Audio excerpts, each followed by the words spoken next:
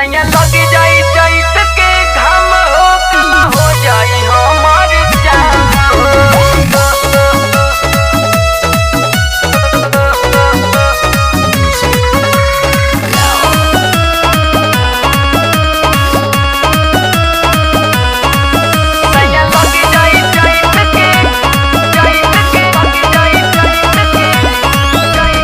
हसुआ न धर्म हाथे देता नहीं बताई नैहर में कैनी न सैया कटाई।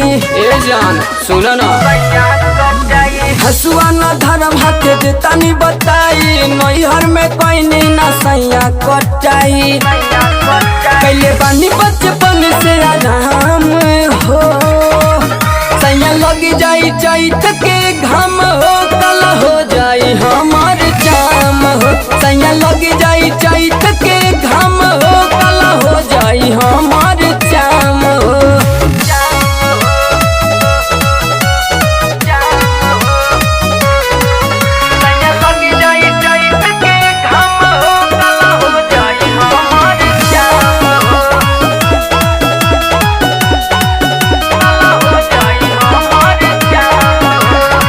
नयन में बैठ के खैले बानी गईनी न कबहू खेत में दिन भर एसी में बैठ के सैया बिजी रही इंटरनेट में। नैहर में आरामे कैले बानी।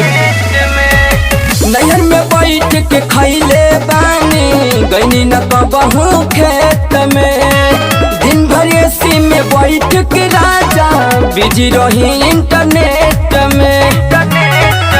नहीं कहीं खेती बाड़ी वाला काम हो सैया लग जाई चैत के घाम हो कल हो जाई हमार जाम हो। सैया लग जाई चैत के घाम हो कल हो जाई हमार जाम हो।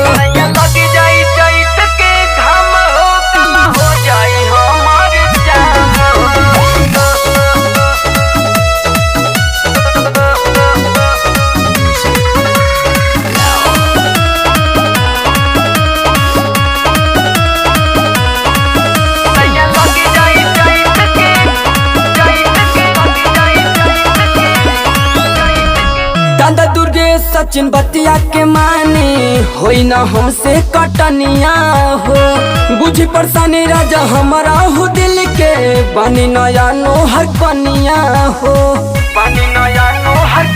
सुनो ना, भोनू राजेश समर बतिया के मानी होई न हमसे कटनिया हो बुझी परेशानी राजा हमारा हो दिल के बानी नया